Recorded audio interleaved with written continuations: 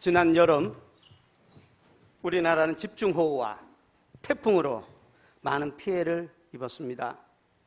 도로가 유실되었고 집이 침수되었고 산세태로 농작물을 잃었죠. 홍수와 태풍으로 인해 받은 피해 가운데 가장 마음 아픈 것은 인명피해죠. 집중호우로 반 지하에 살던 세 모녀가 목숨을 잃었고요. 포항 아파트 지하 주차장에 차를 빼러 들어갔던 어머니와 아들이 생명을 잃었죠. 후일담을 들어보니 두 사람은 신앙생활 잘하는 믿음으로 사는 모자였다고 합니다.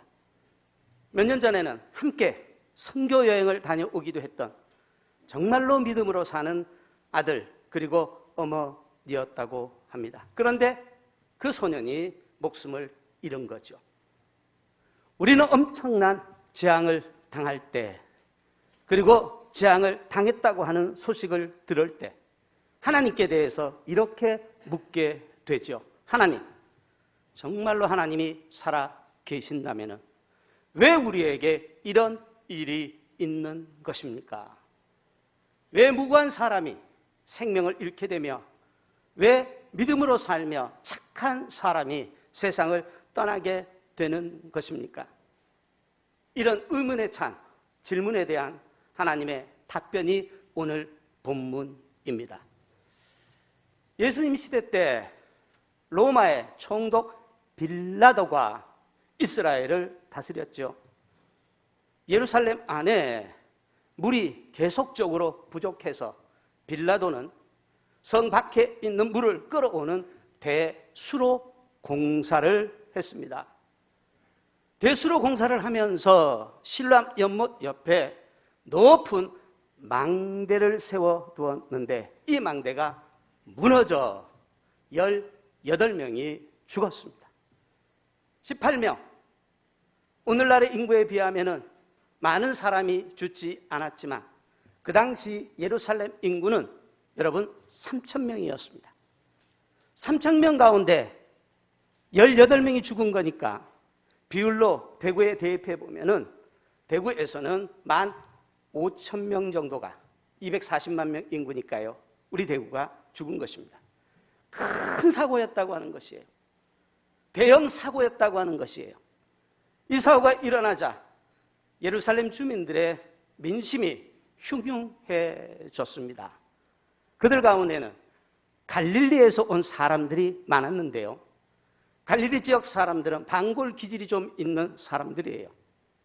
이 사람들이 성전에 모여서 로마 당국에 대해서 반역을 꾀했습니다. 빌라도는 로마 군인들을 유대인으로 변장시켜 그 성전에 들여보냈고 성전에서 반역을 꾀하던 갈릴리 지역 사람들을 무참히 살해하고 그들의 피를 동물의 피에 섞어 제단에 바치는 끔찍한 일을 했습니다. 일이 있고 나서 제자들이, 사람들이 예수님에게 몰려와 묻는 거예요. 하나님 정말로 살아계신다고 하면 우리 민족에게 왜 이런 일이 있느냐? 하나님 왜 우리에게 이러십니까? 이렇게 묻는 것이죠. 예수님께서 오늘 본문을 통하여 말씀하여 주셨습니다. 재해를 통하여, 재앙을 통하여, 사건과 사고를 통하여 하나님이 이렇게 우리에게 말씀하여 주신다라고 하는 말씀이지요. 첫 번째로 드려야 할 말씀은 재앙과 우환은 하나님의 신비에 속한 영역이라고 하는 말씀입니다. 하나님의 신비, 우리가 알 수 없다고 하는 거예요. 예수님 당시에 재앙에 대한, 우환에 대한 일반적인 이해는 인과응보적 해석이었습니다. 잘못한 것이 있기 때문에, 죄를 지었기 때문에 하나님이 심판하셔서 재앙을 내리신다 혹은 사고를 당하게 하신다라고 하는 해석이었습니다. 예수님께서는 그런 해석에 대해서 동의하지 않으시고 오늘 본문에 보니까 이렇게 말씀하시죠. 저 사람들이 죽은 것은 죄가 있어서 죽었다고 생각하느냐? 저들의 죄보다 너희들의 죄가 더 클 수 있다.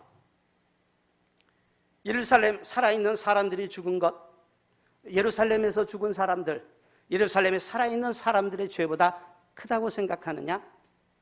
갈릴리에서 온 사람들이 죽은 것, 갈릴리에서 살아가는 사람들의 죄보다 더 크다고 생각하느냐? 예수님은 아니라고 말씀하신 거예요. 예수님은 아니라고 말씀하신 거예요. 물론 죄에 대한 형벌로, 악에 대한 심판으로 재앙이 오고 우환이 오고 사고가 날 수 있지만, 모든 재앙, 모든 사고가 하나님의 심판 혹은 하나님의 형벌은 아니라고 하는 말씀이지요.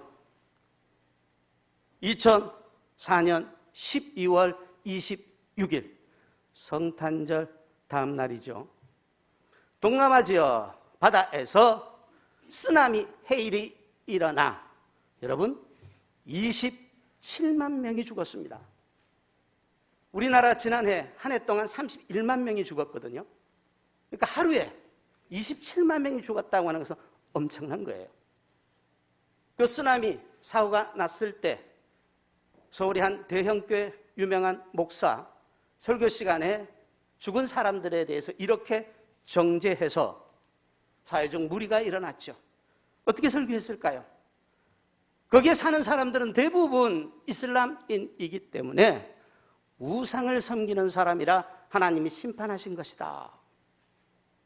그리고 성탄절 다음 날이었는데 교회 가지 아니하고 다른 데 갔기 때문에 이제 그들이 죽은 것이다 라고 설교를 했다라고 하는 것이죠. 말도 안 되는 해석이죠. 그렇다면 여러분, 그곳에서 복음을 전하다 죽은 선교사들의 죽음은 어떻게 말하겠습니까? 그곳에서 어려운 사람을 도왔던 자원봉사자들의 죽음은 어떻게 말하겠습니까? 그곳에서도 주의를 지켰던 사람들의 죽음은 어떻게 말하겠습니까? 재앙이라고 하는 것이, 사고라고 하는 것이, 우환이라고 하는 것이 죄로 인한 결과는 아니라고 하는 말씀입니다. 그렇다면 여러분, 왜 두렵고도 무서운 재앙이 우리에게 오는 것일까요?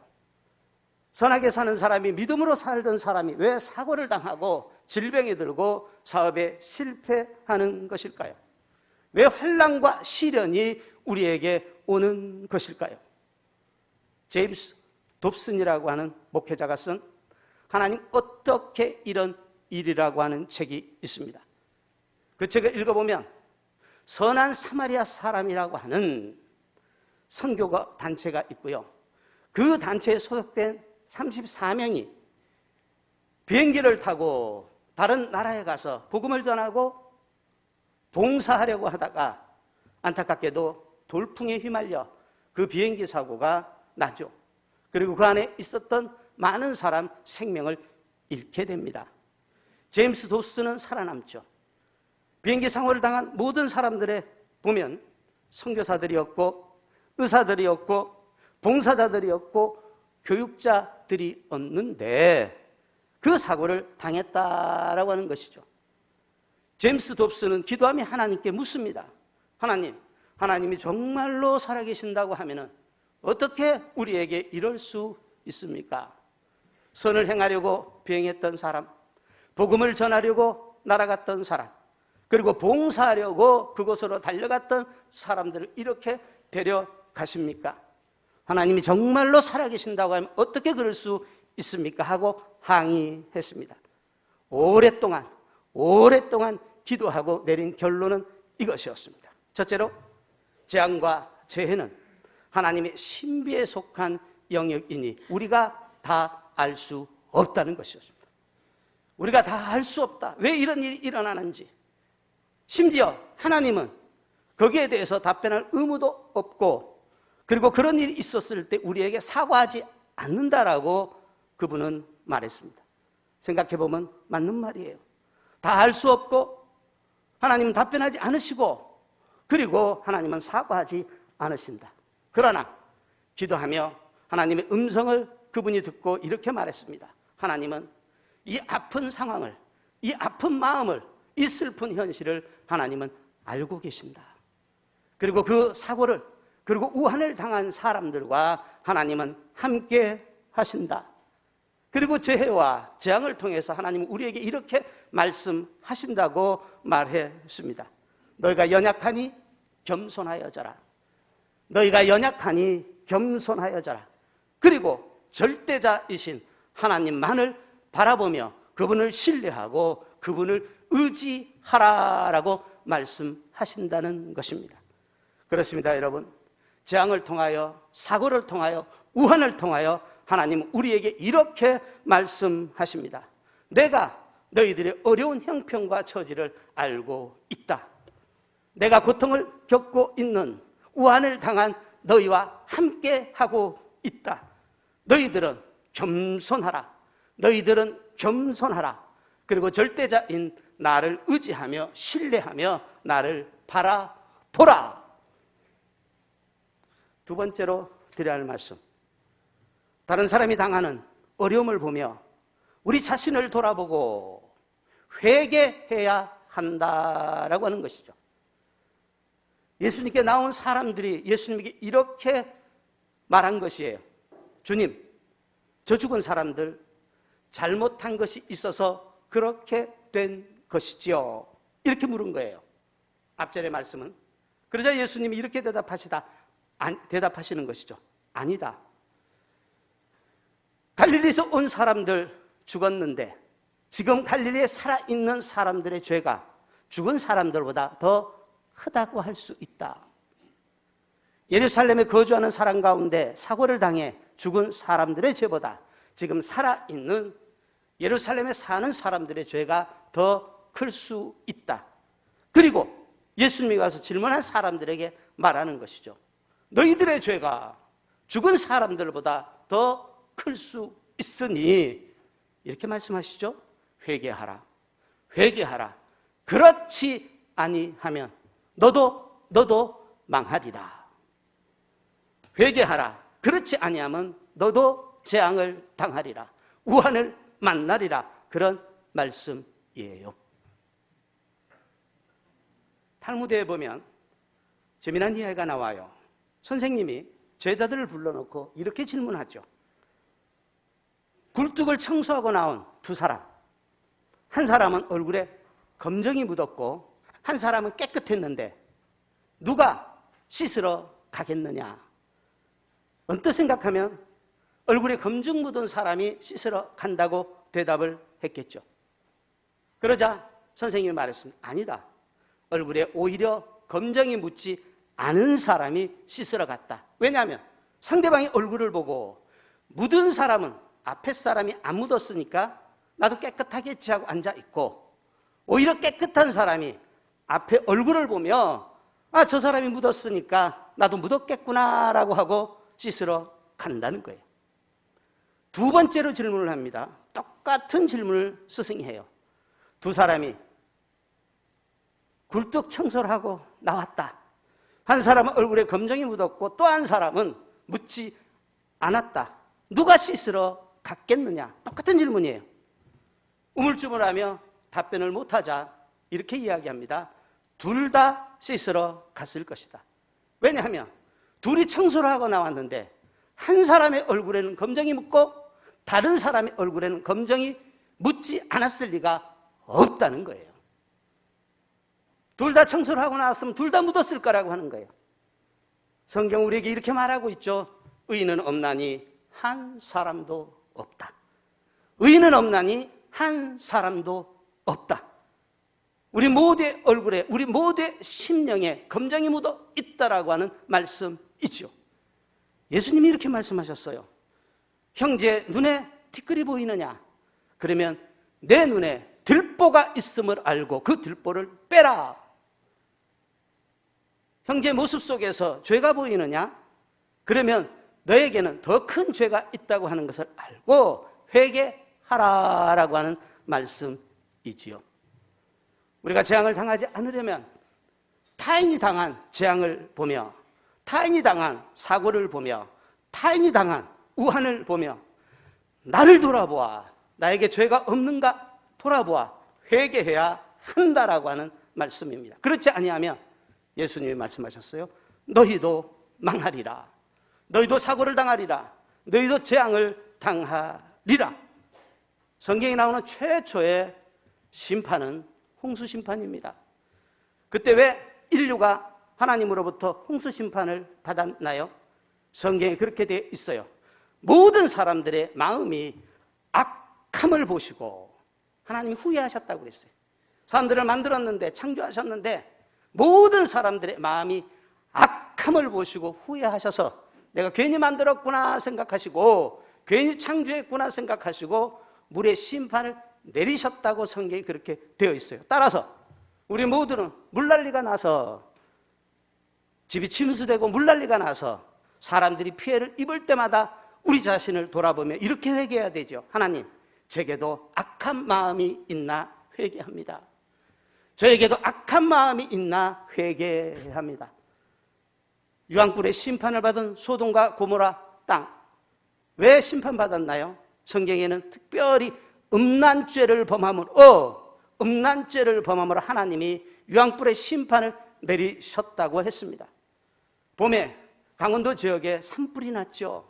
집이 타고 산이 타고 사람들이 많이 죽었어요. 그것을 보면서 우리가 우리 자신을 돌아보며 이렇게 회개해야 된다는 것이죠. 하나님, 혹 제 마음에 음란의 죄가 있는 것은 아닙니까? 회개합니다. 회개합니다. 그렇지 아니하면 재앙을 당하리라 예수님이 말씀하셨지요. 성경에 보면 미리암도 그렇고 아론도 그렇고 히스기야 왕도 그렇고 하나님으로부터 심판을 받아 문둥병이 얼굴에 발한 이 아이가 많이 나옵니다. 왜 문둥병이 발하게 되었나요? 문둥병은 대부분 교만함으로 하나님이 치셨다라고 증언하고 있습니다. 교만해져서 선을 넘는 거예요. 교만해져서 해서는 안 될 일을 하고 하지 말아야 할 일을 하는 거예요.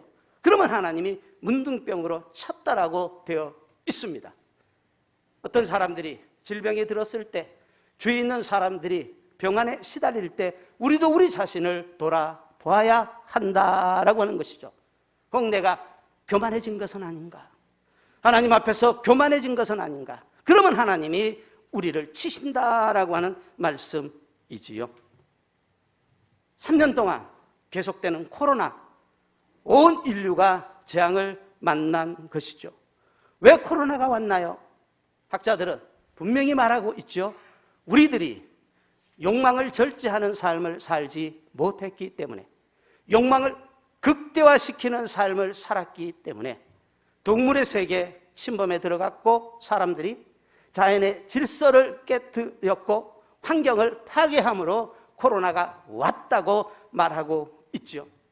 그러므로 우리가 코로나가 물러가고 나서 다시 제2의 코로나가 오지 않으려면 돌이켜야 한다라고 하는 말씀이죠.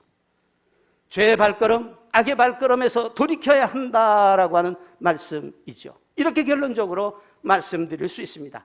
돌이켜야 돌아온다. 돌이켜야 돌아온다. 무슨 얘기입니까? 죄에서 돌이켜야 일상이 돌아온다라고 하는 말씀이죠. 회개해야 회복된다라고 하는 말씀이죠.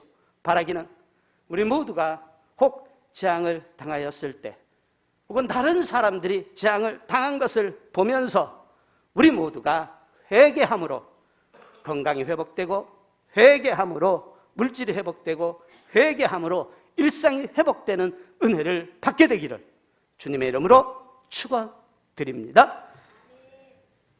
마지막으로 드려야 할 말씀이 있습니다. 그것은 재앙을 통해서 하나님이 우리에게 이렇게 말씀하신다는 것입니다.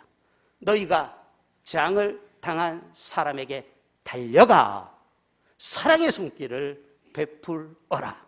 너희가 재앙을 당한 사람들에게 달려가 사랑의 손길을 베풀어라. 누가복음에 나오는 선한 사마리아 사람의 비유를 우리 모두는 잘 알고 있습니다.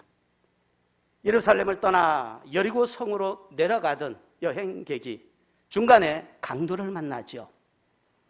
그에게 가진 것을 빼앗기고 옷도 빼앗기고 두들겨 맞아 거의 죽을 지경에 되어서 땅에 누워있는 그 사람, 지나가던 제사장이 보았지만 외면하고, 르이 사람도 보았지만 외면하고, 사마리아 사람만이 그를 보고 불쌍한 마음이 들어, 성경에 그렇게 되어 있어요. 불쌍한 마음이 들어 그에게 다가가 그를 치료해주고 그에게 옷을 입혀주고 그를 주막으로 데리고 가 치료를 부탁했다라고 하는 이야기죠. 이 이야기를 하고서 예수님이 이렇게 말씀하셨어요. 제자들에게 뭐라고? 가서 너도 이와 같이 하라. 가서 너도 이와 같이 하라. 강도를 만난 사람의 이야기를 하며 그 강도에 대해서 정죄하지 않습니다. 외면하고 떠나간 제사장에 대해서도 비난하지 않습니다. 그리고 떠나간 그냥 스쳐간 레위 사람에 대해서도 예수님은 책망하지 않고 오직 강도를 만난 그 사람의 형편에 주목하며 그리고 그에게 가서 선을 베풀어준 사마리아 사람에게 주목하며 이렇게 말하죠. 가서 너도 이와 같이 하라. 달려가 재앙을 당한 사람을 돌아보고 달려가 재앙을 당한 사람을 위로해주고 달려가 재앙을 당한 사람을 도와주라고 하는 말씀이죠. 산불이 일어나고 여러분 집중호우가 있고 태풍이 있고 나서 TV에 보면 사람들이 모여 평론가들이죠. 이야기합니다. 왜 이 태풍이 왔다? 왜 산불이 일어났다? 원인을 분석합니다. 그리고 대비하지 못한, 대책을 세우지 못한 사람들을 질책하죠. 이렇게 했어야 하는데 그러지 못했다. 그리고 앞으로 이런 재앙을 당하지 않기 위해서는 이런 일을 해야 한다라고 말합니다. 그런데 여러분, 재앙이 일어났을 때, 사고를 당했을 때, 우환이 발생했을 때 정작 필요한 것은 사고를 당한 그 사람에게 달려가 그를 도와주고 우환을 만난 그 사람에게 달려가 그를 위로해 주는 것이겠죠. 한 사람 정도만 남아서 분석을 하고 비판을 하면 됩니다. 나머지 9사람은 달려가 돕고 격려하고 도와주어야 한다라고 하는 말씀이지요. 인도에서 캘커타 빈민굴에서 불황자들 그리고 행여자들 죽어가는 사람들을 돌보아준 마더 테레사 수녀, 한 여행객이 그곳을 방문해서 그들의 비참한 삶을 보고 테레사 수녀에게 이렇게 말했다고 합니다. 수녀님, 하나님이 살아 계신다고 하면 어떻게 저들이 저렇게 죽어갈 수 있습니까? 어떻게 저들이 살 수 있습니까? 테레사 수녀가 말했다고 하죠. 형제여, 저들을 보니 마음 아프지요? 그리고 사랑의 하나님이 어디 계시는지 항의하고 싶지요? 형제여, 제가 말씀드리겠습니다. 저들이 저렇게 살고 있는 것은, 그리고 저들이 저렇게 아파하는 것은, 그리고 저들이 저렇게 죽어가는 것은 사랑의 하나님이 아니 계셔서가 아니라 하나님의 사랑을 실천하는 그리스도인이, 하나님의 사랑을 실천하는 사람이 없어서 그렇게 죽어가고 그렇게 고통을 저들이 받고 있다고 이야기해 주었습니다. 그리고 말했습니다. 하나님은 어디 계시냐고 형제님은 묻고 싶겠지만 하나님은 저기 습한 곳에서, 저기 신음소리를 내는 저곳에서 저들과 함께 하시며 우리 모두를 하나님은 부르고 계신다고 이야기해 주었습니다. 2004년 미국의 대통령 선거가 있던 해 대통령 후보 찬조 연설을 한 사람이 오바마입니다. 나중에 4년 후에 그가 대통령이 되었고 재선도 했지만 2004년도에는 후보가 아니었죠. 그가 이 사회에 있는, 미국에 있는 작은 사람들에 대한 관심과 사랑을 갖자고 이렇게 연설했습니다. 만약 보스턴 빈민굴에서 학비가 없어서 공부를 하지 못해 글씨를 쓰고 읽지 못하는 소년이 있다면 그 소년이 제 아이는 아니지만 저에게는 큰 아픔입니다. 만약 어떤 할머니가 돈이 없어서 양식과 의료비를 선택해서 내야 한다면 돈이 없어서 사 먹을 것이냐 아니면 병원에 치료비를 낼 것이냐 그것을 선택해야 한다고 하면 그 할머니는 제 할머니가 아니어도 저의 삶도 가난해집니다. 만약 우리나라 어디에서 아랍계 미국 사람이, 아랍계예요, 미국 사람이 부당한 대우를 받는다면, 그런데 가족이 아니어도 제 시민권에 대한 심각한 도전입니다. 그리고 오바마는 이렇게 말했습니다. 저에게는 근본적인 믿음이 있습니다. 저는 형제를 지키는 자입니다. 저는 제 자매를 지키는 자입니다. 형제를 지키는 자, 자매를 지키는 자라고 하는 말은 창세기 4장 9절에 나오는 말씀이죠. 동생 아벨을 들판으로 데리고 가 가인이 죽였습니다. 동생을 죽인 가인에게 하나님이 이렇게 묻지요. 가인아, 내 아우 아벨이 어디 있느냐? 그러자 가인이 이렇게 대답합니다. 하나님, 제가 아우를 지키는 사람입니까? 제가 아우를 지키는 사람입니까? 이렇게 반문합니다. 하나님께서 우리에게 이렇게 물으신 것이죠. 환난을 당한 자, 고통을 받고 있는 자, 우한을 받은 자, 내 아우가, 그리고 내 자매가 어디 있느냐? 이 물음에 대해서 오바마는 그렇게 대답한 것이죠. 제가 형제를 지키는 자입니다. 제가 제 자매를 지키는 자입니다. 교우 여러분, 바라기는 우리 모두가 재앙을 당해서, 강도를 만나서, 우한을 당하여 아파하고 신음하고 고통받고 있는 그들에게 달려가 사랑을 베풀고 그들을 돕고 그들을 격려하며 그들을 위로하는 선한 사마리아 사람이 되기를, 그리고 형제와 자매를 지키는 자가 되기를 주님의 이름으로 축원드립니다. 기도하십시다.